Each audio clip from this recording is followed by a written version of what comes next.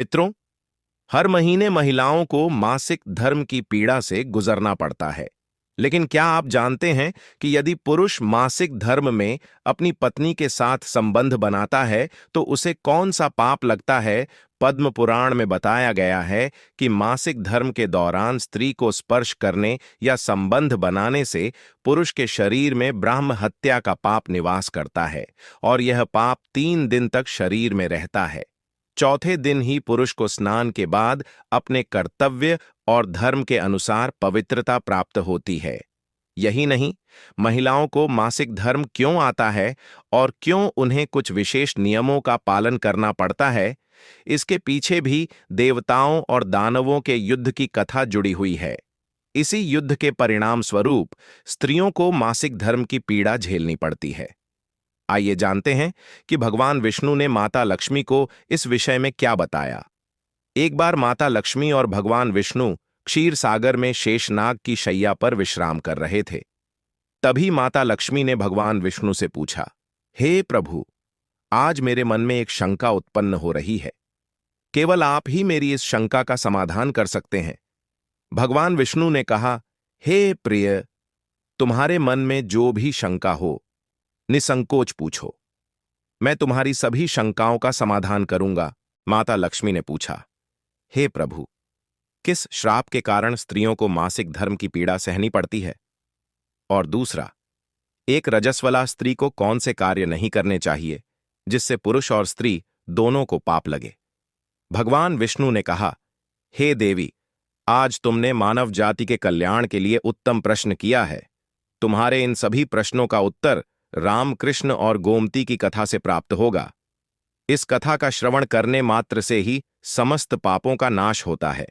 जो पुरुष इसे ध्यानपूर्वक सुनते हैं, उन्हें अपने जीवन में सौभाग्य प्राप्त होता है। माता लक्ष्मी ने कहा, हे प्रभु, यह रामकृष्ण और गोमती कौन थे? उनका आचार व्यवहार कैसा था? मैं इस कथा को अवश्य सुनना चाहती हूं। भगवान विष्णु ने कहा, हे देवी, पूर्वकाल की बात है, जब मध्य देश में एक अत्यंत शोभायमान और समृद्ध नगरी हुआ करती थी। उस नगर के लोग धर्म, सदाचार और पुण्य कर्म में प्रबल थे। उसी नगर में रामकृष्ण नामक एक ब्राह्मण का निवास था। रामकृष्ण केवल नाम से ही नहीं, बल्कि अपने आचरण, चरित्र और ज्ञान के कारण भी सच्चे अर्थों में धर्मात्मा थे। वे समस्त शास्त्रों और वेदों के गहन ज्ञाता थे। रामकृष्ण की दिनचर्या अत्यंत नियमित थी। प्रातःकाल होते ही वे नित्य कर्म से निवृत्त होकर पूजा की तैयारी में जुट जाते। प्रतिदिन पूजा पाठ के बाद वे दान करते, जिसमें दरिद्र, याचक, विद्यार्थी और सन्यासी अपना आश्रय पाते। उनका यह स्वभाव था कि कोई भी व्यक्ति उनके द्वार से खाली हाथ न लौटता। यज्ञ, हवन, संध्या वंदन और दान के कार्यों में उनका दिन बीतता और वे एक पल भी धर्म कार्य से विचलित नहीं होते। उनकी पत्नी गोमती अपने आप में गुणों की खान थीं। वे पतिव्रता और चरित्रवान थीं, जिन्होंने अपना जीवन रामकृष्ण के आदर्शों और धर्म पथ पर समर्पित कर दिया। उनका मुख देखने मात्र से लोगों में आदर भाव उत्पन्न हो जाता। गोमती अपने पति की हर इच्छा का पालन करती, उन्हें धर्म कार्यों में पूरा सहयोग देती और गृहस्थी के सभी कार्य धर्मपूर्वक निभाती। उनके आचरण से यह स्पष्ट होता था कि सच्चा पतिव्रता और पतिव्रता धर्म कैसे निभाया जाता है। गोमती का स्वभाव अत्यंत शांत और सौम्य था। उनके हृदय में सभी के लिए करुणा और ममता थी। वे अपने घर आए याचकों और दरिद्रों को कभी खाली हाथ नहीं लौटाती थीं। भूखे, निर्धन या दुखी लोग जब भी उनके द्वार पर आते, गोमती अपनी ममता भरे हाथों से उन्हें भोजन करातीं, वस्त्र देतीं और आश्रय प्रदान करतीं। उनकी दयालुता और करुणा के चर्चे पूरे नगर में थे। इस प्रकार रामकृष्ण और गोमती की जोड़ी एक आदर्श दंपति की तरह मानी जाती थी। एक दिन रामकृष्ण अपने आंगन में बैठे हुए विचार मग्न थे। उनके मन में आया कि सभी प्रकार के धार्मिक कार्यों के बावजूद उन्होंने अब तक भगवान सत्यनारायण की भव्य पूजा नहीं की, जो प्रत्येक शुभ कार्य में समृद्धि और सुख शांति का प्रतीक मानी जाती है। उनके हृदय में श्रद्धा उमड़ पड़ी और उन्होंने निश्चय किया कि वे अपने घर पर भव्य सत्यनारायण पूजा का आयोजन करेंगे। रामकृष्ण ने नगर के प्रमुख लोगों और ब्राह्मणों को निमंत्रण दिया। सभी ने अत्यंत प्रसन्नता से आमंत्रण स्वीकार किया। क्योंकि वे जानते थे कि रामकृष्ण कितने धर्मपरायण और पवित्र आत्मा के व्यक्ति हैं। अंततः वह पावन दिन आया। पूजा की विधियों में रामकृष्ण पूरी तरह तल्लीन हो गए। उन्होंने मंत्रोच्चारण के साथ भगवान का आवाहन किया, हवन में आहुति दी और पूरे विधिपूर्वक पूजा संपन्न की। पूजा में भगवान सत्यनारायण का सुंदर स्वरूप स्थापित किया गया और पूरा घर देवी देवताओं की उपस्थिति से पवित्र हो गया। गोमती भी श्रद्धा भाव से पूजा में सम्मिलित थीं और पूजा की सभी सामग्री का ध्यान रख रही थीं। पूजा संपन्न होने के बाद रामकृष्ण ने नगर के सभी ब्राह्मणों को सम्मानपूर्वक घर में बुलाया, सुंदर आसनों की व्यवस्था की और प्रत्येक ब्राह्मण को अपने हाथों से बैठाया। फिर स्वादिष्ट भोजन परोसा गया, जिसमें मिष्ठान, फल और विभिन्न प्रकार के व्यंजन शामिल थे। ब्राह्मणों ने भोजन किया और उनके मुख पर संतोष झलक रहा था। भोजन समाप्त होने के बाद रामकृष्ण ने सभी ब्राह्मणों को वस्त्र, आभूषण और अन्य उपहार दान किए। उन्होंने भगवान का स्मरण करते हुए आशीर्वाद प्राप्त किया। रात्रि के समय, जब पूजा और भोज की सारी व्यवस्था पूर्ण हो गई, रामकृष्ण अपने घर के द्वार पर खड़े हुए विचार मग्न थे। तभी उन्होंने देखा कि उनके घर के सामने एक विचित्र दृश्य था। एक कुतिया और एक बैल आपस में बात कर रहे थे। रामकृष्ण को यह अत्यंत अद्भुत और अजीब लगा, क्योंकि आमतौर पर पशु इस प्रकार संवाद नहीं करते। उन्होंने ध्यानपूर्वक उनकी बातें सुनना शुरू किया। कुतिया दुख भरे स्वर में बोलते हुए कह रही थी, हमने पिछले जन्म में अपने पुत्र रामकृष्ण का पालन पोषण और शिक्षा दी, लेकिन लोभ और मोह के कारण कुछ पापों का भागीदार बन गए। यही कारण है कि हमें इस जन्म में कुतिया और बैल के रूप में जन्म लेना पड़ा है। बैल ने गहरी आवाज में उत्तर दिया, हाँ प्रिय, हमारे पापों का यह फल है कि हमें ऐसे शरीर में जन्म लेना पड़ा है। लेकिन हमारा पुत्र रामकृष्ण इतना धर्मात्मा है कि उसकी पूजा और धर्म कार्य से हमें भी मुक्ति की आशा जागती है। मित्रों, यहां कथा का यह भाग यह दर्शाता है कि रामकृष्ण और गोमती के जीवन में धर्म और पुण्य का महत्व कितना था। लेकिन हमारा पुत्र रामकृष्ण इतना धर्मात्मा और पुण्यशील था कि उसकी पूजा और धर्म कार्यों के फलस्वरूप हमें भी मुक्ति की आशा जागती थी। यह सुनकर गोमती और रामकृष्ण दोनों स्तब्ध रह गए। उनके सामने उनके माता पिता, जो पिछले जन्म के पापों के कारण इस जन्म में पशु योनि में जन्मे थे, खड़े थे। उनका हृदय करुणा और प्रेम से भर गया। वे सोचने लगे, मेरे माता पिता जिन्होंने मुझे इस संसार में लाया, उनकी मुक्ति के लिए मैं क्या कर सकता हूं। इस चिंता में वे रात भर सो नहीं पाए। उनका मन व्याकुल था और वे भगवान का स्मरण करते हुए उपाय सोचते रहे। अंततः उन्होंने निश्चय किया कि इस समस्या का समाधान केवल मुनि वशिष्ठ जी ही बता सकते हैं।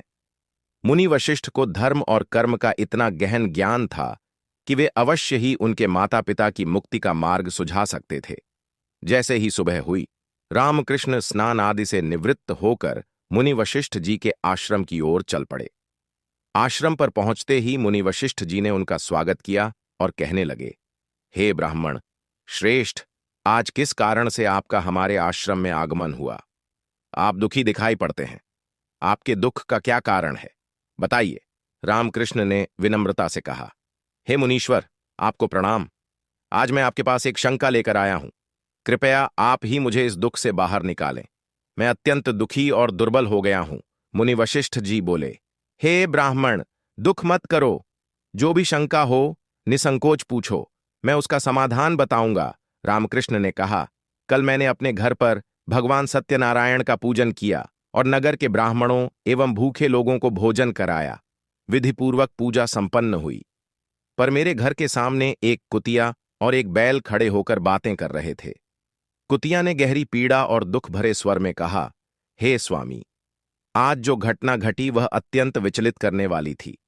आपके घर में ब्राह्मणों के भोजन के लिए शुद्ध दूध का बर्तन रखा गया था। पूजा के बाद ब्राह्मणों को परोसने के लिए वह दूध तैयार था। पूरा घर पूजा के कार्यों में व्यस्त था। तभी उस दूध के बर्तन के पास एक विषैला सांप आया और अपना विष उस दूध में उगल दिया। यदि यह भोजन ब्राह्मणों और अन्य अतिथियों ने खा लिया होता तो कितनी भयानक त्रासदी होती।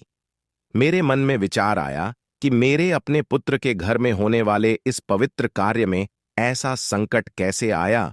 मित्रों, इस कथा में हमें यह भी समझ आता है कि रामकृष्ण का धर्म उनकी सत्कर्मों और पुण्य से उनके माता पिता की मुक्ति की संभावना भी जगी, और साथ ही यह दिखाया गया कि धर्म के पथ पर चलना कितना महत्वपूर्ण है, और यदि मैं उस समय उस अनर्थ को नहीं रोकती तो उसका परिणाम न जाने कितना भयानक होता। कुतिया ने अत्यंत पीड़ा भरे स्वर में आगे कहा, उस क्षण मेरे सामने धर्म और अधर्म का प्रश्न खड़ा था। मैंने बिना किसी और बात की परवाह किए एक साहसिक निर्णय लिया। मैंने सोचा, यदि मेरे प्राण देकर भी इतने निर्दोष ब्राह्मणों और अतिथियों का जीवन बच सकता है तो यह मेरा कर्तव्य है। यह सोचकर मैंने उस विषैले दूध के बर्तन में रखा सारा दूध स्वयं पी लिया। मुझे यह भली भांति ज्ञात था कि इस विष का प्रभाव मेरे शरीर को नष्ट कर सकता है, फिर भी मैंने एक क्षण का भी संकोच नहीं किया। मुझे लगा कि मैंने धर्म का कार्य किया है, परंतु मेरी यह त्याग भावना मेरी बहू की दृष्टि में नहीं आई। जैसे ही उसने मुझे दूध का बर्तन खाली करते हुए देखा, वह क्रोध से भर उठी। उसने बिना कुछ पूछे, बिना कारण जाने मुझ पर प्रहार करना आरंभ कर दिया। वह इतनी क्रूर हो गई कि उसने मुझे बेरहमी से पीटा।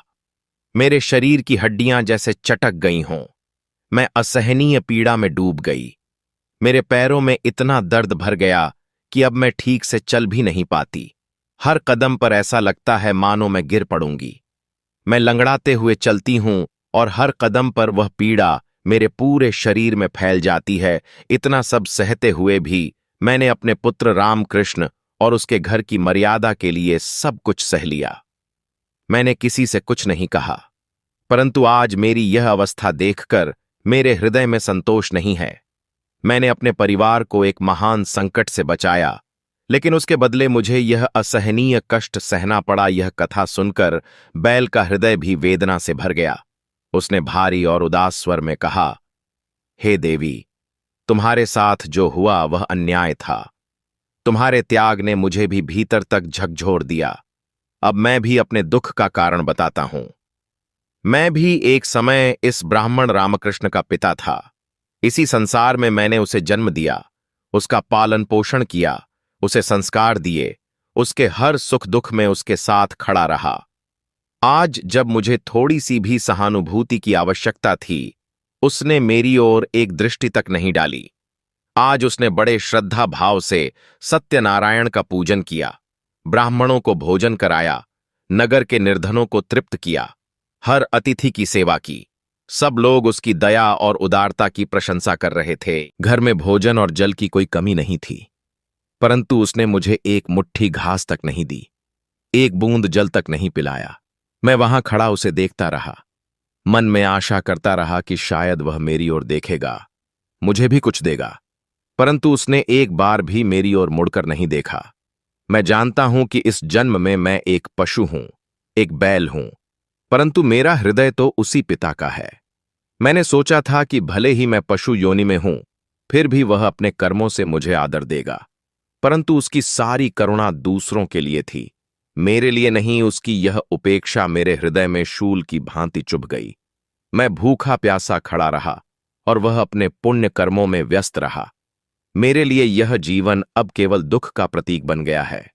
यह सब सुनकर रामकृष्ण मुनि वशिष्ठ से कहने लगा, हे गुरुदेव, अपने माता पिता को इस अवस्था में देखकर मेरा हृदय विदीर्ण हो रहा है।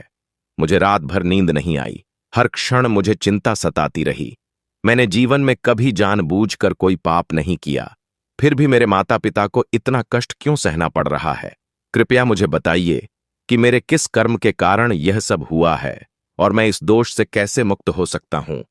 रामकृष्ण ने गहरी श्रद्धा और चिंता के साथ कहा, हमेशा धर्म के मार्ग पर चला हूं, सदैव पुण्य कर्म किए हैं, फिर भी मेरे माता पिता को ऐसे कष्ट क्यों झेलने पड़ रहे हैं? यही कारण है कि मैं आज आपके पास आया हूं। कृपया मुझे अपनी योग्यता और शक्ति से बताइए कि मेरे माता पिता की यह दुर्दशा किस कारण हुई और उनकी मुक्ति के लिए मुझे कौन सा कर्म करना चाहिए। मुनि वशिष्ठ ने ध्यान लगाते हुए रामकृष्ण के माता पिता के पूर्व जन्म के कर्मों का निरीक्षण किया। फिर गंभीर स्वर में बोले, हे ब्राह्मण, तुम्हारे माता पिता ने अपने पूर्व जन्म में घोर पाप किए। यही कारण है कि आज उन्हें इस जन्म में इतने कष्ट सहने पड़ रहे हैं। रामकृष्ण ने पुनः पूछा, हे गुरुदेव, कृपया विस्तार से बताइए कि किस पाप के कारण मेरी माता पिता को यह दुर्दशा मिली। वशिष्ठ जी ने कहा, हे ब्राह्मण, तुम्हारा हृदय अपने माता पिता की पीड़ा से द्रवित हुआ है। यह तुम्हारी धर्मपरायणता का प्रमाण है। परंतु ध्यानपूर्वक सुनो, इस संसार में प्रत्येक दुख का कोई कारण होता है। तुम्हारे पिता का यह दुख भी उनके पूर्व कर्मों का ही फल है। तुम्हारे पिता, जो इस जन्म में बैल के रूप में तुम्हारे सामने खड़े हैं, पिछले जन्म में अत्यंत प्रतिष्ठित ब्राह्मण थे। वे कुंडी नगर के श्रेष्ठ ब्राह्मणों में से एक थे, जिनकी विद्या और सम्मान पूरे नगर में विख्यात था। परंतु उन्होंने अपने जीवन में कुछ ऐसे कर्म किए जिनके कारण उन्हें इस जन्म में पशु योनि में आना पड़ा। एक दिन एकादशी का पवित्र व्रत आया। यह व्रत भगवान विष्णु को प्रसन्न करने के लिए अत्यंत महत्वपूर्ण माना जाता है। परंतु तुम्हारे पिता ने इसे विधिपूर्वक न मानते हुए दिन के अंत में भोजन कर लिया। उन्होंने भले ही व्रत रखा था, परंतु व्रत की समाप्ति पर भगवान के नाम का भोग अर्पित किए बिना ही भोजन कर लिया और इस दिन कोई दान पुण्य भी नहीं किया, यह जानते हुए भी कि इस दिन दान और धर्म का विशेष महत्व है। उन्होंने अपने पास आए जरूरतमंदों और द्वार पर आई गायों को अन्न तक नहीं दिया। गायें करुण दृष्टि से भोजन की आशा लिए खड़ी थीं, पर उन्होंने उनकी ओर ध्यान नहीं दिया। इस प्रकार वे अपने कर्तव्यों से विमुख हो गए और धर्म की मर्यादा का उल्लंघन किया। इसके अतिरिक्त उन्होंने अपने पितरों का श्राद्ध और तर्पण भी केवल औपचारिकता के लिए किया और पूर्ण मनोयोग से नहीं निभाया। पितरों का आशीर्वाद ही संतानों और कुल की रक्षा का आधार होता है, परंतु उन्होंने इसमें उपेक्षा की। सबसे महत्वपूर्ण बात, हे रामकृष्ण, तुम्हारे पिता ने एक ऐसा पाप किया जो ब्राह्मण धर्म के लिए घोर अनुचित था। उन्होंने मासिक धर्म में अपनी पत्नी गोमती के साथ संबंध स्थापित किया। यह शास्त्रों के अनुसार अनुचित और अपवित्र माना गया। जो पुरुष मासिक धर्म में अपनी पत्नी के साथ संबंध करता है, उसे ब्रह्म हत्या के समान बड़ा पाप लगता है। यह पाप पुरुष के जीवन में बहुत गंभीर परिणाम लाता है और उसके धर्म, पुण्य और स्वास्थ्य को प्रभावित करता है।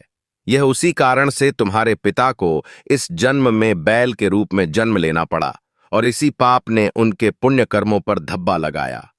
मुनि वशिष्ठ ने गंभीर दृष्टि से रामकृष्ण की ओर देखा और बोले, हे ब्राह्मण, तुमने अपने पिता के पापों का कारण सुना। अब ध्यानपूर्वक अपनी माता गोमती के बारे में भी सुनो। धर्म में स्त्री के लिए मासिक धर्म के समय कुछ विशेष नियम और मर्यादाएं निर्धारित हैं, जिनका पालन करना आवश्यक है। परंतु तुम्हारी माता ने इन नियमों का उल्लंघन किया, जिसके कारण उन्हें भी महापाप का भागी होना पड़ा। तुम्हारी माता जब रजस्वला अवस्था में थीं, तब भी उन्होंने भोजन बनाया। शास्त्रों के अनुसार इस अवस्था में भोजन बनाना वर्जित है, क्योंकि उस समय स्त्री को विश्राम करना चाहिए और किसी भी पवित्र कार्य से दूर रहना चाहिए। परंतु गोमती ने इस नियम का उल्लंघन किया और रजस्वला होने के बावजूद रसोई का कार्य किया। इस कारण उनकी पवित्रता भंग हुई और भोजन में अशुद्धता आ गई। यही पहला कारण है जिससे उन्हें पाप का दोष लगा। इसके अतिरिक्त रजस्वला अवस्था में भी उन्होंने भगवान की पूजा की। उन्होंने तुलसी को जल अर्पित किया, जो शास्त्रों के अनुसार इस अवस्था में अनुचित माना जाता है। तुलसी स्वयं पवित्रता का प्रतीक है और उसे स्पर्श करने के लिए भी पूर्ण शुद्धता आवश्यक होती है। परंतु गोमती ने न केवल तुलसी का स्पर्श किया, बल्कि उसे जल भी चढ़ाया। इससे तुलसी का अनादर हुआ और धर्म की मर्यादा का उल्लंघन हुआ। इतना ही नहीं, रजस्वला होते हुए उन्होंने भगवान के लिए भोग अर्पित किया। भगवान को अर्पित होने वाले भोग में शुद्धता और पवित्रता अनिवार्य होती है, परंतु गोमती ने अपनी शारीरिक अवस्था की परवाह किए बिना इसे स्पर्श किया। शास्त्रों के अनुसार यह एक बड़ा पाप है। हे रामकृष्ण, यही कारण है कि तुम्हारी माता को भी इस जन्म में कठिनाई और पाप का भागीदार बनना पड़ा। इस प्रकार मासिक धर्म के दौरान स्त्री और पुरुष दोनों को शास्त्रों द्वारा स्थापित नियमों का पालन करना अनिवार्य है। अन्यथा इसके गंभीर परिणाम उनके जीवन और धर्म पर पड़ते हैं।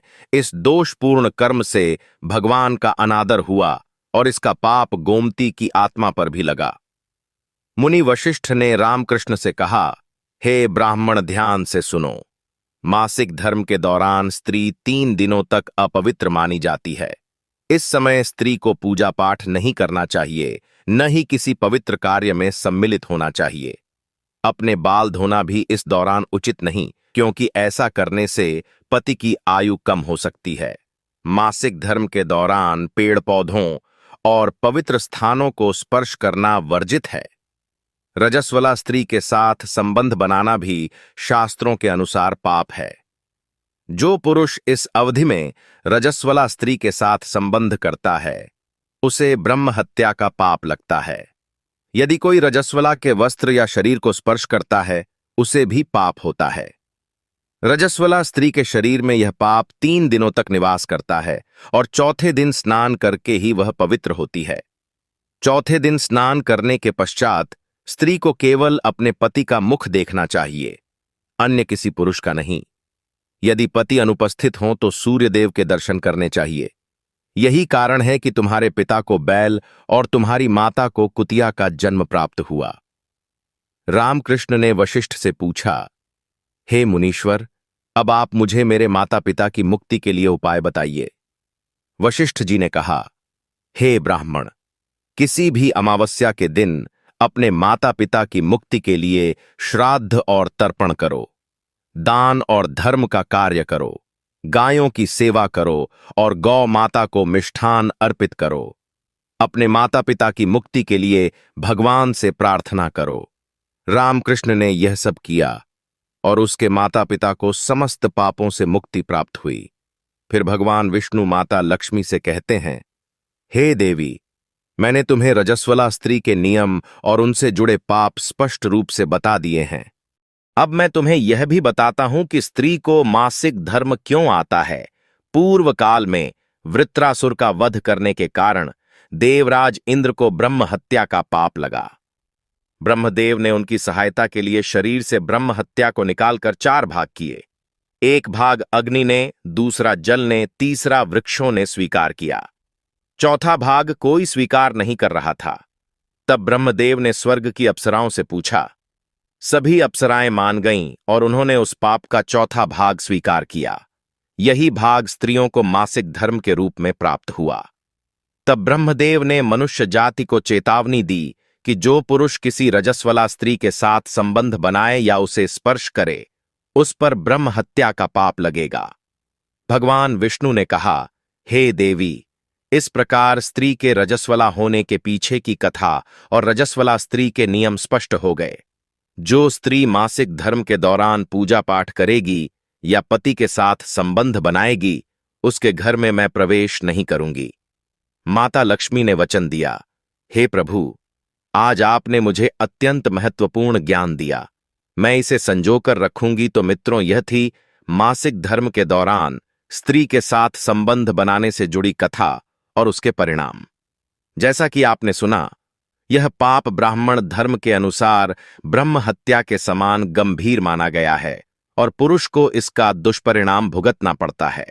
भगवान विष्णु ने स्पष्ट करके माता लक्ष्मी को बताया कि इस दौरान स्त्री के साथ संबंध रखना सिर्फ नियमों का उल्लंघन नहीं, बल्कि पुरुष और परिवार के जीवन में अशांति और संकट भी लाता है। इसलिए हर पति पत्नी को इसे समझना चाहिए और इस पवित्र समय में स्त्री का आदर करना चाहिए, उसे विश्राम देने की आवश्यकता है। मित्रों, इस कथा से हमें यह सीख मिलती है कि धर्म और मर्यादा का पालन करना जीवन की सुरक्षा और सुख समृद्धि के लिए कितना महत्वपूर्ण है। इसलिए अपने जीवन और परिवार में सम्मान, संयम और शुद्धता को हमेशा बनाए रखें। याद रखिए, जो भी नियम और मर्यादा पुराणों में बताई गई हैं, वे सिर्फ परंपरा नहीं, बल्कि सुरक्षा और पुण्य का मार्गदर्शन भी हैं। तो मित्रों, यदि यह कथा आप सभी को पसंद आई हो तो कमेंट बॉक्स में जय माता लक्ष्मी की अवश्य लिखना, जिससे माता लक्ष्मी और भगवान विष्णु की कृपा आप सभी पर सदैव बनी रहे। और चैनल पर नए हैं तो चैनल को सब्सक्राइब करके बेल आइकन ऑल पर प्रेस कर लेना। जिससे आप सभी लोगों को इसी प्रकार से प्राचीन कथाएं और कहानियां सबसे पहले प्राप्त हो सके।